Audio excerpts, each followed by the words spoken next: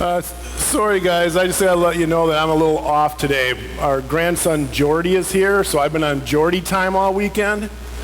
And when I was leaving, he just finished his meltdown on the family room floor because he wanted his second breakfast, and Bentley, his 80-pound dog, was behind our love seat, between the love seat and the wall because of the thunder outside. So morning was going really well at the Smith house.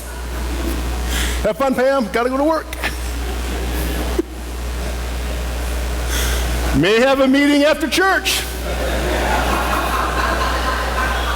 Maybe two. Hi, honey. Is he laying down for his nap yet? Oh, good. Here we go. Let's give it a shot. Have you ever had this happen to you where your doorbell rings and you're not expecting it to ring, and you have an unexpected guest at your door that you weren't anticipating, and all of a sudden you can just feel the sense of panic coming through your whole body? Have you ever had that experience? Because as you begin to look around at this unexpected guest showing up who's ringing your doorbell, you look at your kitchen sink and thought, oh man, I was gonna get to the dishes today. I promised myself I was.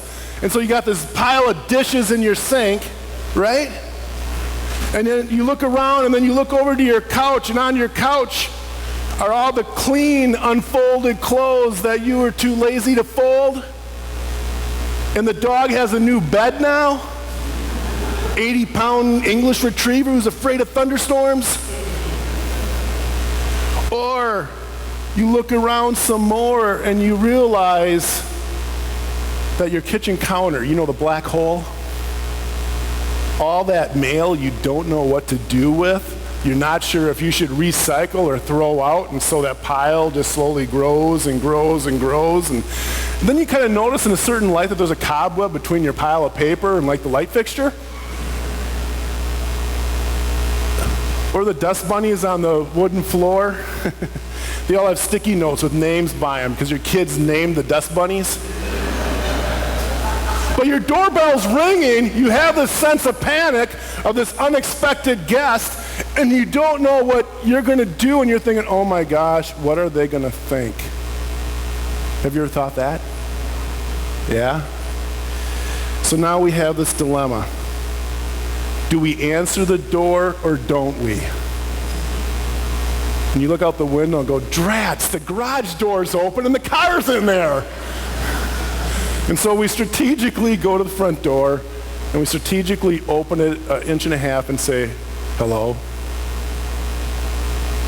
We've all been there at some point, right?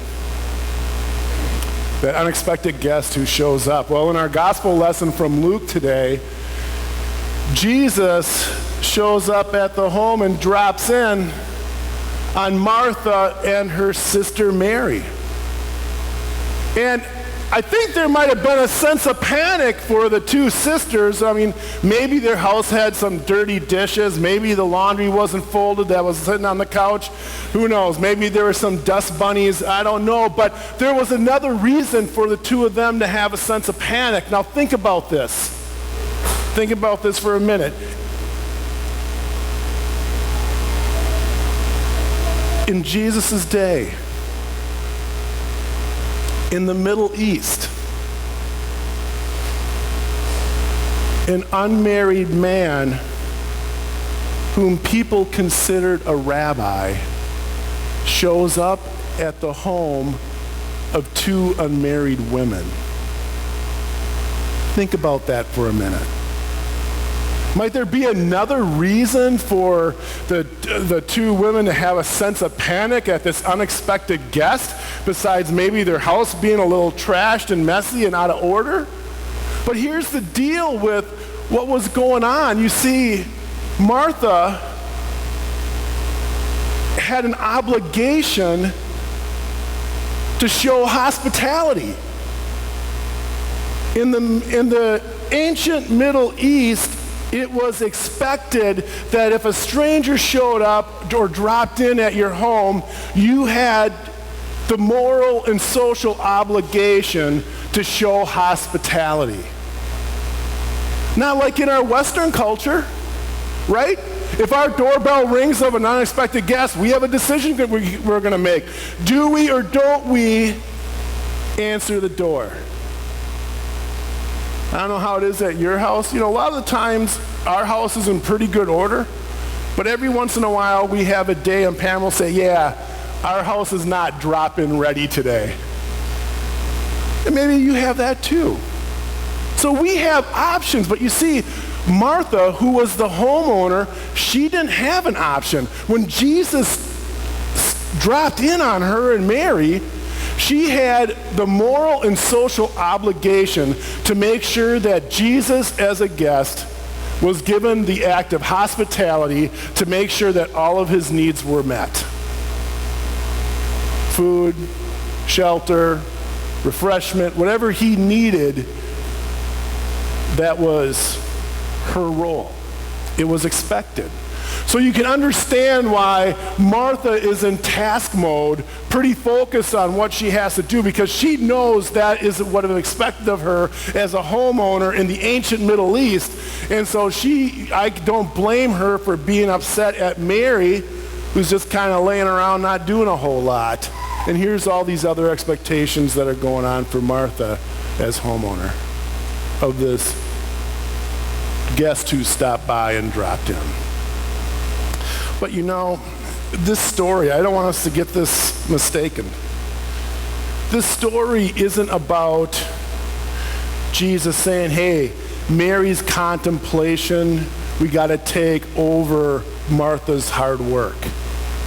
Or Mary's devotion and listening is better than Martha's actions.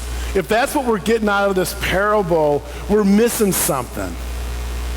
Because you see, there's something else to this parable. This parable isn't about comparison. This parable is about completion.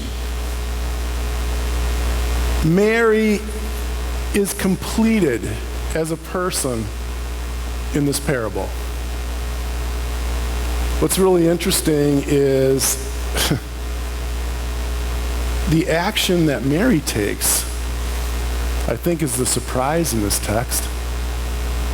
Mary takes the position of a disciple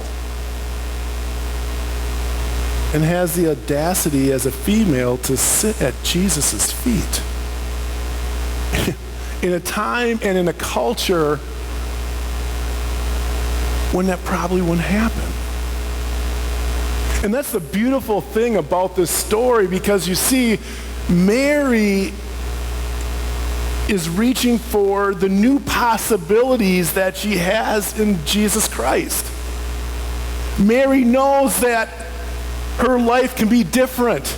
Mary knows that because of Jesus, her whole being and purpose can be different.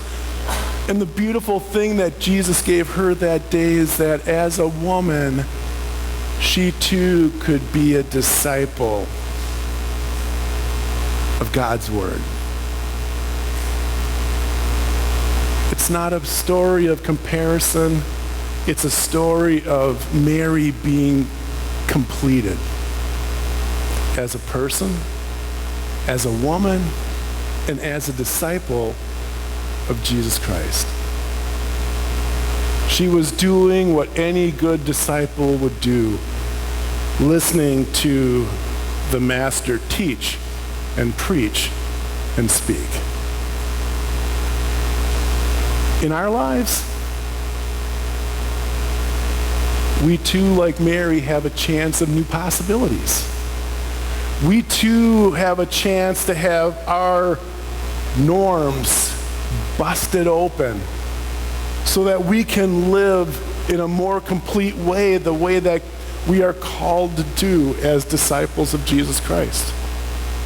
Yes, our house might be messy once in a while. Yeah, our schedules get pretty chaotic and we can't keep up with it. And we're behind on our checklist of things to do that we're expected to do.